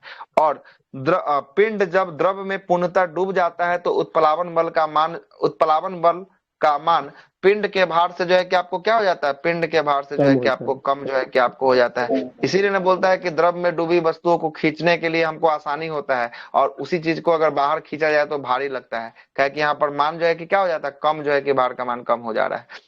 उत्प्लावन बल का मान जो है कि ठोस वस्तुओं की प्रकृति एवं भार पर निर्भर नहीं करती है, इसका बल जो है कि आपको निर्भर नहीं करता है। और उत्प्लावकता का सिद्धांत जो है कि आपको किसने दिया था, तो ये दिया है किसके द्वारा, आर्किमिडीज के द्वारा दिया गया है। और आर्किमिडीज का सिद्धांत क्या बोलता है, जब कोई वस्तु किसी द्रव में पूरी अथवा आंशिक रूप से डुबाई जाती है तो उसके भार में कमी का आभास होता है, और भार में यह आभास कमी वस्तु द्वारा हटाए गए द्रव के भार के क्या होता है, भार के बराबर होता है, जिसके कारण हम लोग तैर पाते हैं। यही बात बोला है।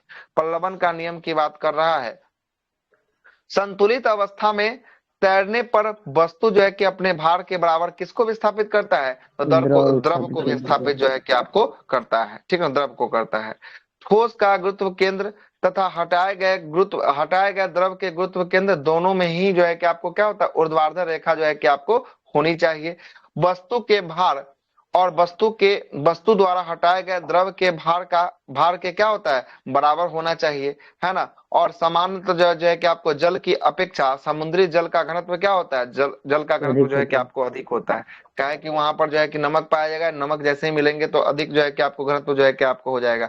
इसलिए हमें समुद्र में तैरना क्या होता है, आसान जो है कि आपको होता है। वान झील, तुर्की के वान झील और मृत सागर में नमक अधिक होने के कारण यहाँ मनुष्य जो है कि आपको डूब ही नहीं सकता। इसमें अगर कोई मनुष्य जाएगा तो वो हमेशा जो है कि आपको तैरते रहेगा, डूबेगा नहीं। यदि एक नाव नदी से तैरते हुए समुद्र में जाती है, ये भी कॉन्सेप्ट हम आपको बताएं, तो पहले ऊपर उठेगा कि नीचे हटेगा, बताइए। पहले ऊपर फिर नीचे। पहले चलिएगा, हाँ, पहले जो है कि अगर हम कहाँ से जा रहे हैं, नदी से जा रहे हैं, किसमें, समुद्र में जा रहे हैं, तो पहले यहाँ से अगर नाव जाएगा तो पहले ऊपर हल्का उठेगा तब नीचे दबेगा। अगर समुद्र से नदी में जाएंगे तो पहले जो है कि आपको नीचे दबेगा तब थोड़ा सा ऊपर जो है कि आपको उठेगा, ठीक है ना, ऊपर जो है कि आपको उठेगा। यदि समुद्र सागर दोनों वही है, तुर्की वही, तुर्की के जो है कि आपको वान झील है ना, तुर्की के वान झील सर्वाधिक इजराइल में है, जॉर्डन इजराइल के सीमा पर जो है कि मित्र सागर जो है कि आपको होने वाला है, ठीक है। आगे चलते हैं। यदि एक नाव जो है कि आपको, है ना, नदी से तैरते हुए समुद्र में जाएगा तो नाव अपेक्षाकृत जो है कि समुद्र में क्या हो जाएगा, ऊपर की तरफ जो है कि आपको उठ जाएगा, है ना।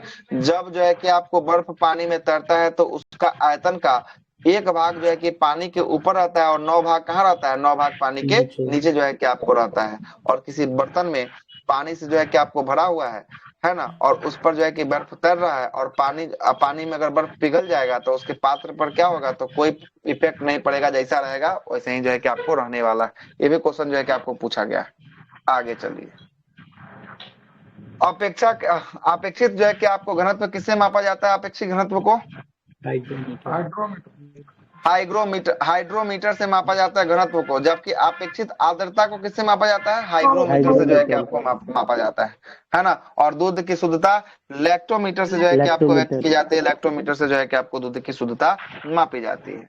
अगला जो है कि आपको 11 नंबर सवाल क्या बोलता है, 11 सवाल बोलता है कि निम्नलिखित में से कौन सी जो है कि आपको धातु विद्युत का सुचालक है। अब देख लीजिए ऑप्शन में सुचालक को खोजिए। चांदी जो है कि देखिए सब इसमें विद्युत का सुचालक ही है, लेकिन बेस्ट इसको चुनना है तो बेस्ट किसको चुनेंगे, चांदी को जो है कि आपको चुनेंगे, है ना, चांदी को जो है कि आपको चुनेंगे। चांदी अगर नहीं होगा तब किसको चुनेंगे, तब जो है कि आपको तांबा को चुनेंगे, और तांबा के बाद तब जो है कि एल्युमिनियम को जो है कि आपको चुनेंगे, किसको, एल्युमिनियम, उसके बाद तब लोहा को जो है कि आपको चुनेंगे। लेकिन तो बोलेगा कि चांदी का प्रयोग क्यों नहीं किया जाता, तो चांदी अत्यधिक महंगा होने के कारण जो है कि इसका प्रयोग नहीं हम लोग करते हैं, ठीक है। देखिएगा विद्युत का सबसे अच्छा, हाँ क्या हुआ,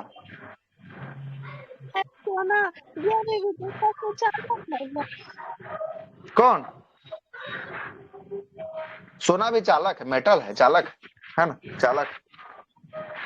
ठीक है, मेटल होता है। तो सबसे अच्छा सुचालक सोना ही होगा क्या?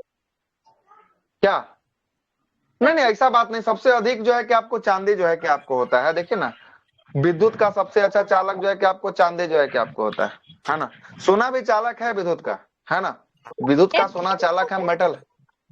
क्या इस बोलना है? क्वेश्चन इस क्वेश्चन का हमको पूरी तरीके से जानना है, क्योंकि इसमें पता है, इसमें बहस हुआ था एक बार कि सोना ना विद्युत का, हमको पता था कि ये सुचालक नहीं है, लेकिन सबसे बोलता है कि विद्युत का अच्छा सुचालक माना जाए तो ये सोना है। चांदी। सबसे अच्छा चांदी ना हो। हुआ था बहस, इसीलिए हम अभी क्लास में ये पूछ दिए सब, क्योंकि हमको क्या आपको होगा? देखिए, सोना भी होता है, ठीक ना, सोना भी होता है, लेकिन ये जो है कि आपको कम होता है।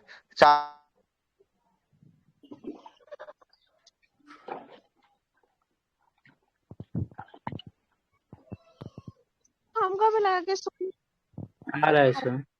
सोना बोल रहे सबसे हैं कि चांदी जो है ना सबसे ज्यादा है। ये भी सोना जो है ना, सोना भी जो है कि आपको होता है, लेकिन ये कम होता है।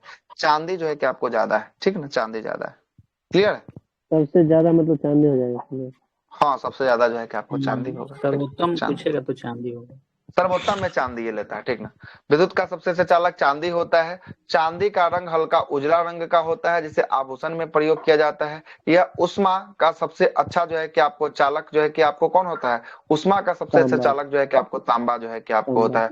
और मनुष्य के द्वारा खोजा गया पहला जो है कि धातु कौन था? तो ये तांबा जो है कि आपको था। सोना, यह सबसे अधिक जो है कि आघात वर्धनीय होता है ना, और तन्य होता है। मतलब इसका पीट पीट के आप चादर जो है कि बना सकते हैं। पीट पीट कर जो है कि आपको अगर खींच कर इसका तार जो है कि बना सकते हैं। यही जो है कि आपको बोल रहा है। और हल्का इसका रंग पीला रंग का होता है, और इसका इस्तेमाल आभूषण बनाने के लिए किया जाता है। शुद्ध सोना 24 कैरेट का 18 कैरेट में 75% जो है कि आपको शुद्ध सोना होता है, और 22 कैरेट में जो है कि 91-92% जो है कि आपको सोना होता है ना। शुद्ध सोना का आभूषण नहीं बनाया जाता है, क्योंकि यह क्या होता है? काफी मुलायम होता है, भंगुर होता है। इसलिए इसको जो है कि कठोर बनाने के लिए हम लोग तांबा और चांदी का प्रयोग करते हैं। जो भी आभूषण देखिएगा ना, तो आभूषण जो है कि 18 कैरेट हो गया, 22 कैरेट हो गया, 24 कैरेट हो गया, तो तांबा की मात्रा जितना बढ़ाएंगे ना, कैरेट की मात्रा उतना ही कम होगा। तो 18 कैरेट में सोना देखिए कितना प्रतिशत है? 75% है, 75 है। आप 25% में क्या मिलाएंगे? तांबा जो है कि मिलाएंगे, तब 18 कैरेट, है ना। ऐसा ही जो है कि आपको 22 कैरेट में चलिएगा तो 91-92% जो है कि सोना होगा, 8% क्या मिलाएगा? तांबा जो है कि उसमें मिलाएगा, तब जो है कि बनाएगा। ठीक है, आगे चलते हैं। शुद्ध सोना का आभूषण नहीं बनाया जाता है, क्योंकि यह जो है कि आपको काफी मुलायम तो हो ही गया। धातु का जो है कि आपको शुद्धता जो है कि आपको किसमें? हॉल मार्क में जो है कि आपको ज्ञात किया जाता है। और एक मार्ग में जो है कि आपको किस के लिए? तो कृषि उत्पादों के लिए एक मार्ग होता है। इको मार्ग किसके लिए है? पर्यावरण अनुकूल उत्पाद के लिए इको मार्ग जो है कि आपको होता है। ट्रेडमार्क की बात करेंगे। ट्रेडमार्क एक प्रकार का प्रतीक है, जो शब्द, वाक्यांश और डिजाइन, इन सभी पर जो है कि आपको प्रयोग जो है कि आपको होता है। इसका प्रयोग कंपनी के वस्तुओं और सेवाओं को दूसरे से अलग पहचान करने के लिए जो है कि ट्रेडमार्क का प्रयोग किया जाता है। और ट्रेडमार्क बौद्धिक संपदा अधिकार के तहत जो है कि आपको संरक्षित होने वाला है। देखिए, अगला प्रश्न बोल रहा है कि 3D फिल्म देखने के लिए प्रयुक्त चश्मे, कैसे चश्मे का प्रयोग किया जाता है? पोलराइज जो है कि आपको चश्मे का प्रयोग जो है ना, पोलराइज चश्मे का प्रयोग जो है कि आपको किया जाता है 3D फिल्म देखने के लिए। पोलराइज का प्रयोग जो है कि आपको तीव्रता को नियंत्रित करने के लिए किया जाता है। धूप के चश्मे में कांच आदि और पोलराइज का उपयोग जो है कि आपको फोटोग्राफिक कैमरे और अन्य जो है कि आपको चलचित्र कैमरे में भी किया जाता है। और यह एक पोलराइज ग्राफी एक निश्चित जो है कि निर्देशित कोण पर प्रत्येक आंख तक जो है कि पहुंचने वाले प्रकाश को जो है कि आपको क्या करती है? सीमित करके त्रिविमीय आकार छवियों को प्रभाव डिजाइन बनाने के लिए करती है। और पोलराइज चश्मे का प्रयोग जो है कि हम लोग किसके लिए? 3D फिल्म के लिए जो है कि आपको करते हैं। अगला, क्रिकेटर सब इसका ही इस्तेमाल करता है ना? ना 3D फिल्म इसका क्या इस्तेमाल करेगा क्रिकेटर? ये चलचित्र के लिए, कैमरा इत्यादि के लिए बोल रहा है ना। वो तो धूप चश्मा का प्रयोग करता है। 3D चश्मा जो है कि अलग है, धूप चश्मा अलग है ना। वो धूप चश्मा जो देखते ना, है ना, वो जो है कि अलग है। ये 3D जो है कि आपको हर एक तरफ का जो है कि बीम जो आ रहा है प्रकाश, उसको जो है कि आपको आंख तक बहुत तीव्र गति से जो है कि पहुंचाने का काम करेगा, है ना। देखिएगा तो इसमें कितना क्वेश्चन पूछ लिया जी? इसमें पूछ लिया आपको 3 क्वेश्चन पूछा है, देख रहे हैं ना। इसमें कितना क्वेश्चन पूछा है? 3 क्वेश्चन पूछा है। देख रहे हैं फिजिक्स का लेवल। आगे चलते हैं, आगे देखिएगा। अब ये एग्जाम कब का है? ये जो है कि एग्जाम 2018 का एग्जाम होने वाला है। आइए 18 के एग्जाम में कितना क्वेश्चन पूछा है जरा देखते हैं। पहला सवाल क्या बोल रहा है? पहला सवाल बोल रहा है कि कौन सा संयंत्र तरल पदार्थों को निर्दिष्ट जो है कि आपको गुरुत्व को मापता है? तो तरल पदार्थ के निर्दिष्ट गुरुत्व को मापने वाला कौन होगा? तो ये होगा तरल में हाइड्रो जो है कि आपको मीटर होगा। कौन होगा? हाइड्रोमीटर। ऑप्शन नंबर बी के साथ जाएंगे। हाइड्रोमीटर एक ऐसा उपकरण है जो तरल पदार्थों को विशिष्ट जो है कि गुरुत्व सापेक्षिक घनत्व को जो है कि आपको मापने का काम करता है। तो सापेक्षिक घनत्व जो है कि आपको हाइड्रोमीटर से, सापेक्षिक आर्द्रता की बात करेंगे तो आर्द्रता किससे हो जाएगा? हाइग्रोमीटर से जो है कि आपको हो जाएगा। चलिएगा आगे चलते हैं। विशिष्ट गुरुत्व या अपेक्षित, है ना, बिल्कुल सही, ऐसे भी लगा सकते हैं। विशिष्ट जो है कि गुरुत्व या अपेक्षित घनत्व वस्तु द्वारा जो है कि आपको घनत्व एवं जल की घनत्व के अनुपात होता है। हाइग्रोमीटर से वायुमंडलीय, है ना, व्यापक आर्द्रता मापी जाती है। और ग्रेविमीटर पृथ्वी के गुरुत्वाकर्षण के क्षेत्र में भिन्नता को मापने के लिए जो इस्तेमाल किया जाने वाला एक संवेदनशील उपकरण जो है कि आपको होने वाला है ना। हिप्सोमीटर एक उपकरण है जिसका उपयोग जो है कि आपको किसके लिए? समुद्र तल से ऊंचाई मापने के लिए जो है कि आपको किया जाता है। और स्क्रू गेज की बात करेंगे, वारिक जो है कि आपको तारों का व्यास जो है कि मापने के लिए किया जाता है। रेन गेज का प्रयोग जो है कि आपको वर्षा मापी यंत्र के रूप में किया जाता है। और गाइडियोस्कोप का प्रयोग जो है कि घूमती हुई वस्तु को गति को मापने के लिए किसका प्रयोग किया जाता है? गाइडियोस्कोप। जो तारा जो होता होगा छोटा छोटा नजदीक में, उसी का। हाँ, उसी के बारे में। बारीक तारे, है ना, बारीक मतलब छोटे छोटे जो है कि आपको तारे जो होते हैं ना, सितारे तारे जो आपको होते हैं, उसी के व्यास को मापने के लिए किया जाता है। अगला प्रश्न 14 नंबर सवाल क्या बोल रहा है? कुछ नहीं, क्या लिखा है? कुछ नहीं है ना, ठीक है। कुछ नहीं में कुछ का सृजन किस नियम के विरुद्ध जो है कि आपको है? अच्छा, कुछ नहीं में कुछ का सृजन किस नियम के विरुद्ध है? द्रव्यमान ऊर्जा के संरक्षण के नियम के विरुद्ध जो है कि आपको होता है। देखिए नया सवाल मिला है। समझ पाए सर? अच्छा, ये कथन है कि कुछ नहीं में जो बोलता है ना कुछ नहीं, उसमें कुछ जो है, ये कुछ का सृजन कहाँ से जो है कि आपको आया है? शब्द नहीं है कुछ नहीं, है ना। इसमें कुछ का जो है कि सृजन कहाँ से आया है? द्रव्यमान ऊर्जा के संरक्षण से ये सृजन जो है कि आपको हुआ है। आइए ना, वही तो देख रहे हैं। द्रव्यमान ऊर्जा के संरक्षण का नियम कहता है कि द्रव्यमान और ऊर्जा एक दूसरे के क्या है? एक दूसरे के तुल्य होने वाले हैं।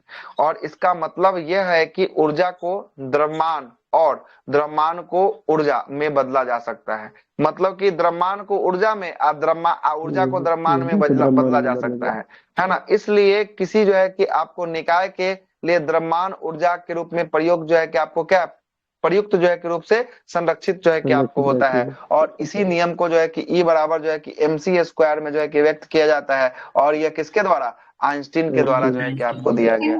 कुछ नहीं में से कुछ का सृजन द्रव्यमान ऊर्जा के संरक्षण के नियम के जो है कि आपको क्या है? नियम के जो है कि आपको विरुद्ध जो है कि आपको है ना। द्रव्यमान ऊर्जा संरक्षण का सिद्धांत यह कहता है कि द्रव्यमान का क्षय नहीं होता है। क्या होता है? द्रव्यमान का क्षय नहीं होता है। और यही जो है कि कुछ नहीं, है ना, क्षय नहीं होता है, मतलब कहता है कि द्रव्यमान का क्षय नहीं होता है, ठीक ना।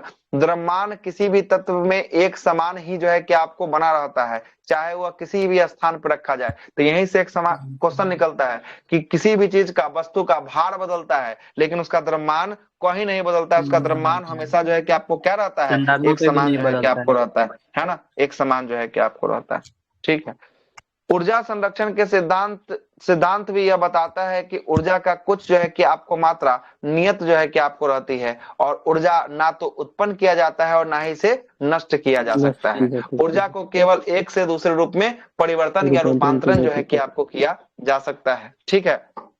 संवेग संरक्षण के नियम की बात करेंगे। यह नियम कहता है कि अगर कोई वस्तु, अगर कोई क्या कहता है, अगर यह नियम कहता है कि अगर किसी वस्तु पर कोई बाहरी बल न लगे तो उस पर जो है कि आपको संवेग क्या होगा? संवेग जो है कि स्थिर रहेगा। और रॉकेट का उड़ना संवेग संरक्षण के सिद्धांत पे काम करता है। और यह न्यूटन के किस गति के नियम पे काम करता है? यह न्यूटन के तीसरे गति के नियम पे जो है कि आपको काम करता है, संवेग संरक्षण का नियम। इसमें मात्र कितना क्वेश्चन पूछा? एगो क्वेश्चन पूछा है, देख रहे हैं ना, एगो की दूगो क्वेश्चन, एगो क्वेश्चन जो है कि आपको पूछा है। आगे चलते हैं। अब जो है कि एग्जाम हुआ है ना, एसआई का एग्जाम हुआ है 2018 का, सेकंड शिफ्ट का एग्जाम है। इसमें आते हैं, देखते हैं कितना क्वेश्चन पूछा है।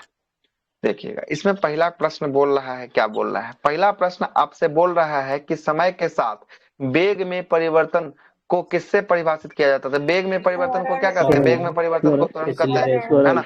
वेग में परिवर्तन को त्वरण जो है कि आपको कहते हैं, एक्सेलरेशन के नाम से जो है कि आपको जानते हैं।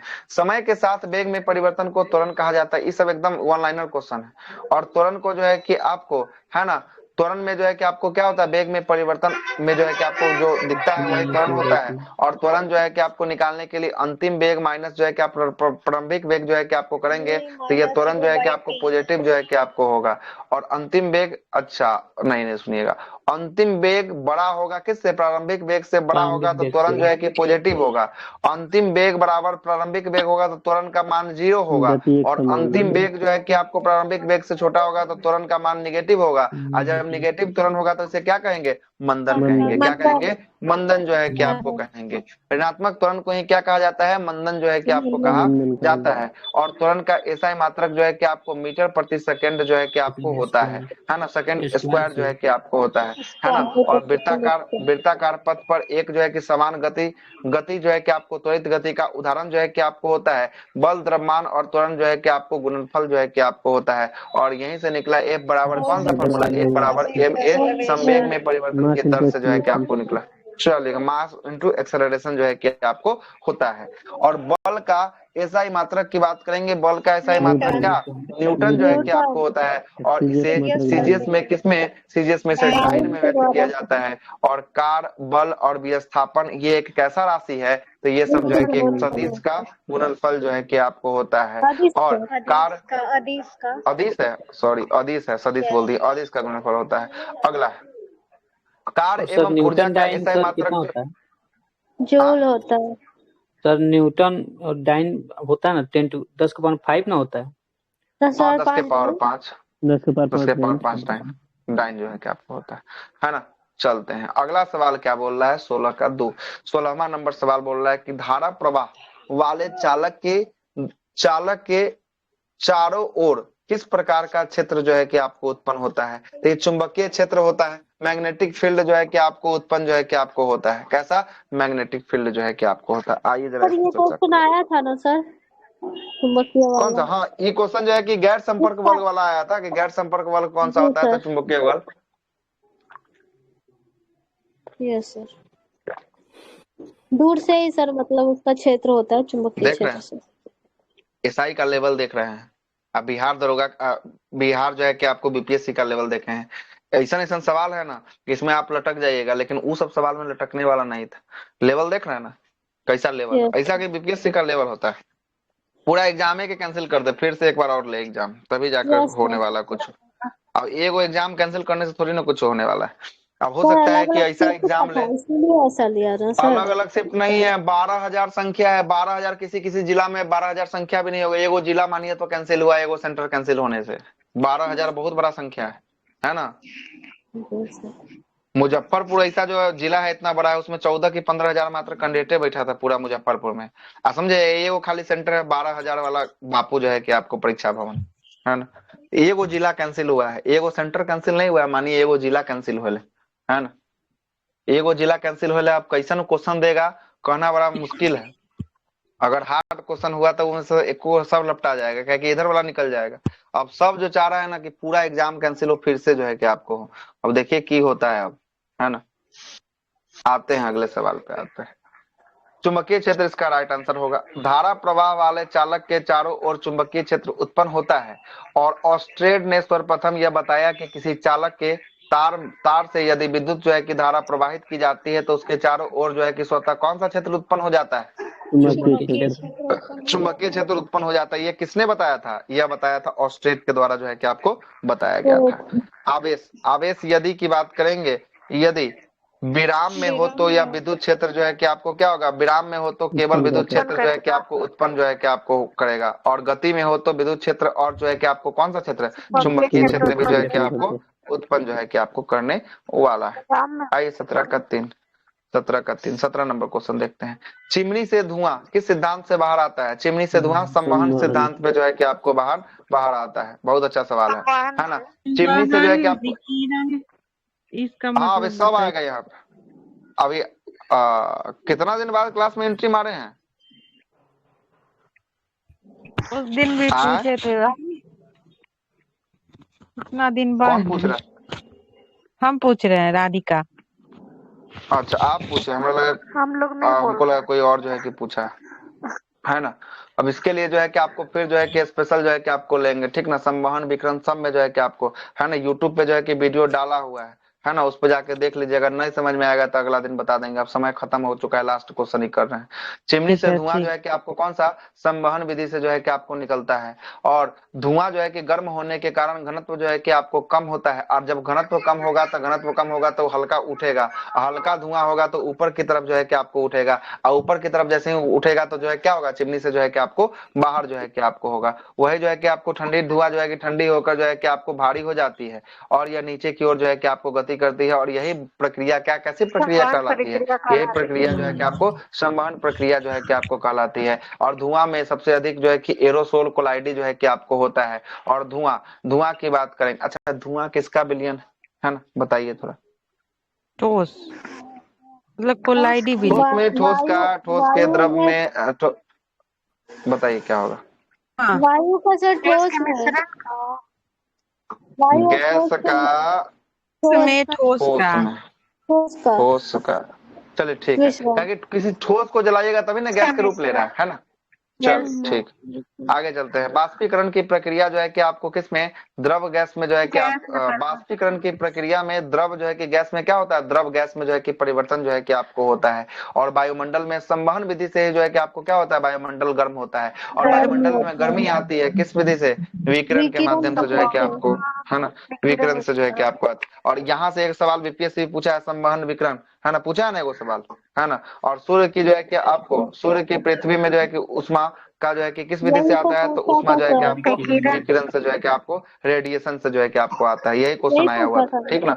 इसलिए कोनों को आप प्रीवियस ईयर को कोनों को आधार मान के चल सकते हैं। सबका आधार जो है कि अगर अच्छा प्रीवियस ईयर मिल गया ना, तो आपका क्वेश्चन है ना खाली वो पूछा है, बाकी डिस्कशन से आपका सब चीज का जो है कि आपको मिल जाएगा क्या क्या होने वाला है। उष्मा का संचरण की बात करेंगे। उष्मा एक स्थान से दूसरे स्थान तक पहुंचने में उष्मा का संचरण जो है कि आपको कहलाता है। और उष्मा का संचरण 3 विधि से जो है कि आपको होता है। एक हो गया चालन, एक हो गया संवहन, और एक हो गया विकिरण से जो है कि आपको होता है। आ ही गया जी, आप पूछ रहे थे, आ ही गया। चालन का देखिए, चालन क्या होता है। चालन की बात करेंगे, यह उष्मा संचरण का वह विधि है जिसमें किसी जो है कि वस्तु को उष्मा देकर उस वस्तु के कण को पहले खुद जो है कि आपको खुद को ऑरेंज जो है कि आपको करता है, उसके बाद अपने कण को आगे की ओर ऊर्जा को जो है कि बढ़ाता है, और बढ़ाने के बाद पूरा कण जो है कि आपको क्या होता है, गर्म होता है। मतलब देखते हैं ना कि अगर सोनार के यहाँ जाइएगा तो एक जो है कि सिरा को गर्म करेगा, लाल होते हुए दूसरे सिरा तक जो है कि आपको चल जाएगा है ना, दूसरे सिरा तक जो है कि आपको चल जाएगा। ये कैसा विधि से, ये चालन विधि से जो है कि आपको हो जाएगा है ना, चालन विधि से जो है कि आपको हो जाएगा, चलेगा। ठोस में उष्मा का संचरण किस विधि से होता है, देखिए कोई भी ठोस में उष्मा का संचरण चालन विधि से जो है कि अपवाद की बात करता है। पारा एक प्रकार का तरल है जो है ना, फिर भी इसमें उष्मा का संचरण किस विधि से होता है, चालन विधि से जो है कि आपको होता है। याद रखिएगा, अपवाद है, एक्सेप्शन केस है। आगे चलते हैं। संवहन, यह उष्मा संचरण की एक ऐसी विधि है जिसमें उष्मा का संचरण कणों के हस्तांतरण से होता है। कण एक दूसरे जगह हस्तांतरण करते हैं, जिससे यह संवहन विधि से ये जो है कि आपको होता है। इसमें गैस और द्रवों की उष्मा का संचरण किस विधि से होता है, गैस और द्रवों में संवहन से होता है। और ठोस में कैसे हो रहा था, ठोस में कैसे हो रहा था, चालन विधि से हो रहा था। चालन विधि से हो रहा था ठोस में, ठीक ना, चालन से। और वायुमंडल में संवहन विधि द्वारा जो है कि आपको वायुमंडल गर्म होती है, बदलता नहीं था, एक ही साथ रहता। हाँ वो एक साथ जो है कि आपको है, तो वो जो है कि धीरे धीरे एक साथ जो है कि पड़ा हुआ है ना, चालन में ठोस है तो ठोस में एक दूसरे से सटा हुआ है, तो इससे ये गर्म हुआ, इससे ये गर्म हुआ, इससे ये गर्म हुआ, इससे ये गर्म, हस्तांतरित जो है कि बदलता रहता है। हाँ इसमें जो है कि आपको बदलते रहता है, बिल्कुल सही है, बदलते रहता है। चालन और संवहन विधि से उष्मा का संचरण के लिए माध्यम की आवश्यकता जो है कि आपको होती है। मतलब चालन लाइए या संवहन लाइए, इसमें माध्यम की आवश्यकता होगी कि नहीं होगी, तो माध्यम की आवश्यकता होगी। और यही क्वेश्चन पूछा था कि वह कौन सा विधि है जिसमें माध्यम की आवश्यकता नहीं है, बीपीएससी 13 तारीख वाला पूछ ले ना, माध्यम की आवश्यकता नहीं है तो विकिरण। इसमें देखिए, इसमें हाँ, इसमें माध्यम की आवश्यकता नहीं होती। यही क्वेश्चन आपका आया हुआ है, देख लीजिए कहाँ से आया है। यह उष्मा संचरण की एक ऐसी विधि है जिसमें उष्मा संचरण के लिए किसी माध्यम की आवश्यकता नहीं। इस सेम लाइन को उठा के दिया है कि नहीं दिया है क्वेश्चन, बताइए तो। सेम लाइन है कि नहीं क्वेश्चन? सेम है ना, सेम यही लाइन जो है कि क्वेश्चन उठा के जो है कि वहां दिया है ना। चलिए आगे चलिए। बोले ना कि ये बुक इतना ज्यादा जबरदस्त है, इतना ज्यादा जबरदस्त है कि अगर जहां से मिल रहा है ना ले लीजिए, है ना। कितना देर पीडीएफ जो है कि लेके हाथ में रखिएगा, है ना। इसलिए जो है कि 280 रुपया का बुक है, 300 रुपया लेगा खर्च करके बुक को ले लीजिए। क्या बोले? ऑनलाइन मिल जाएगा? ऑनलाइन है इसका जो है कि आपको खुद का जो है कि है ना उस पे मिलेगा, ऑनलाइन के लिए मिलेगा, है ना। किस पे बताया था ऑनलाइन के लिए? एक आदमी को बोले थे ना, कहाँ पे मिल रहा था ऑनलाइन के लिए? हाँ, yummy card, yummy card, yummy card जो है ना, यमी कार्ड से जो है कि आपको ऑनलाइन मिल जाएगा, ठीक ना। यमी कार्ड से, है ना। सूर्य एवं पृथ्वी के बीच जो है कि आपको प्रकाश जो है कि आपको विकिरण विधि से जो है कि आपको आता है, और सूर्य से पृथ्वी तक पहुंचने में प्रकाश जो है कि लगभग कितना सेकंड? 499 सेकंड या 500 सेकंड या 8 मिनट, है ना, या जो है कि 8 मिनट 16 सेकंड या जो है कि 8 मिनट 20 सेकंड, है ना। ये कुछ जो है कि आपको दे सकता है, या 496 सेकंड, ये सब कोई भी दे सकता है, अपने हिसाब से लगाना है, ठीक ना। ये सब कुछ ऑप्शन आ सकता है, ठीक ना, इसलिए याद रखिएगा। आगे चलते हैं, अगला है 18 नंबर सवाल। ये पेज को कंप्लीट कर देते हैं। 18वां सवाल बोलता है कि कौन सी भौतिक जो है कि आपको मात्रक जड़त्व को मापता है? तो जड़त्व को मापता है कौन? मापता है द्रव्यमान जो है कि आपको मापता है कौन? द्रव्यमान, है ना। द्रव्यमान जो है कि आपको मापता है। किसी भी वस्तु का द्रव्यमान अधिक होने पर उसका जड़त्व भी क्या होगा? जड़त्व का मान भी अधिक जो है कि आपको होगा। और किसी वस्तु का मान, द्रव्यमान का मान कम होगा तो उसका जड़त्व का मान भी क्या होगा? जड़त्व का मान भी कम होगा, है ना। और यह एक ट्रक और साइकिल में जो है कि एक ट्रक और साइकिल में जो है कि आपको ट्रक का जड़त्व जो है कि क्या होगा? ट्रक का जड़त्व जो है कि आपको अधिक जो है कि आपको होगा, है ना। काहे कि द्रव्यमान पर निर्भर कर रहा है। ट्रक का द्रव्यमान है ज्यादा, आदमी का साइकिल का द्रव्यमान है क्या? कम, है ना। इसीलिए वही वाला हाल हो गया कि एगो मोटा आदमी पतला आदमी को पटक देगा तो मोटा आदमी का द्रव्यमान ज्यादा है तो फिर जो है कि उठ नहीं पाएगा। अब पतला आदमी ओकरा ठेलियो देगा तो ठेलाइबो नहीं करेगा, वही वाला हाल है ना। आगे चलते हैं, द्रव्यमान की बात करेंगे। द्रव्यमान किसी भी वस्तु या कण के पदार्थों की मात्रा जो है कि आपको होती है। द्रव्यमान का मानक इकाई जो है कि आपको किलोग्राम जो है कि आपको होता है। और द्रव्यमान कैसा राशि? अदिश है कि सदिश? अदिश राशि होता है। और द्रव्यमान जो है कि कभी नहीं बदलता है, द्रव्यमान हमेशा जो है कि आपको नियत रहता है। भार की बात करते हैं, भार जो है कि किसी, हाँ आते हैं, किसी वस्तु का पृथ्वी पर गुरुत्वाकर्षण के माप को ही भार या वजन जो है कि आपको कहा जाता है। और भार एक प्रकार का बल जो है कि आपको होता है, और भार का एसआई मात्रक जो है कि बल के एसआई मात्रक के बराबर होता है। और इसका भी क्या होगा? भार का भी न्यूटन होगा। और भार को डब्ल्यू से जो है कि आपको लिखा जाता है, और भार की मात्रक न्यूटन होता है। और भार बराबर एम जी, जहाँ एम जो है कि आपको द्रव्यमान और जी जो है कि गुरुत्वीय बल जो है कि आपको होता है। और भार का मान जो है कि आपको गुरुत्वीय त्वरण के ऊपर जो है कि आपको निर्भर करता है। और भार का मान जो है कि आपको, हाँ, स्थान के साथ साथ क्या होता है? स्थान के साथ साथ बदलते रहता है। चलिएगा, गतिज ऊर्जा का फॉर्मूला पूछ रहा है। के ई बराबर क्या होगा? हाफ एम बी स्क्वायर होगा। के ई बराबर हाफ एम बी स्क्वायर वाला खोज लीजिए, कौन है? ऑप्शन नंबर ए में, है ना, ए में। काइनेटिक एनर्जी के ई बराबर जो है कि आपको क्या होता है? हाफ एम बी स्क्वायर जो है कि आपको होता है। और पोटेंशियल एनर्जी पी बराबर क्या होता है? एम जी एच जो है कि आपको होता है ना, एम जी एच जो है कि आपको होता है।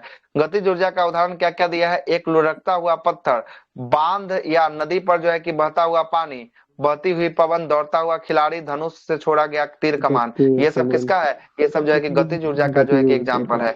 और स्थितिज ऊर्जा का एग्जाम्पल की बात करेंगे, बांध बनाकर इकट्ठे किए गए पानी को रोकना, ये कैसा ऊर्जा है? स्थितिज ऊर्जा है। घड़ी में चाबी से संचित ऊर्जा कैसा ऊर्जा? स्थितिज ऊर्जा है। और तनी स्प्रिंग या कमानी में ऊर्जा, ये कैसा होगा? स्थितिज ऊर्जा जो है कि आपको होने वाला है। स्थितिज ऊर्जा जो है कि आपको होने वाला है। एक टंकी में पानी भरा हुआ है, ये भी स्थितिज ऊर्जा होगा।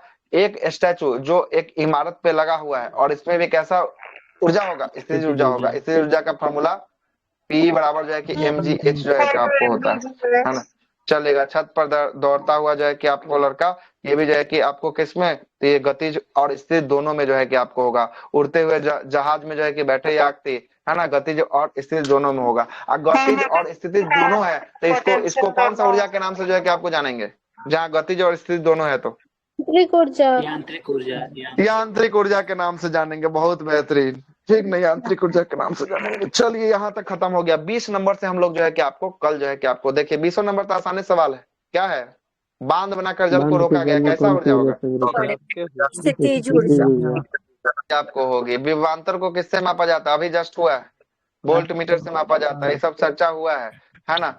आगे देखें, आंखों के किस प्रकार का जो है कि प्रतिबिंब बनता है, अच्छा रेटिना पे जो है कि आपको बनता है। यहाँ से चर्चा करते हैं 22 नंबर सवाल से जो है कि आपको चर्चा करते हैं, कल से जो है कि आपको चर्चा करते हैं। बहुत हद तक आपका क्लियर होते हुए जा रहा होगा, है ना, कॉन्सेप्ट जो है कि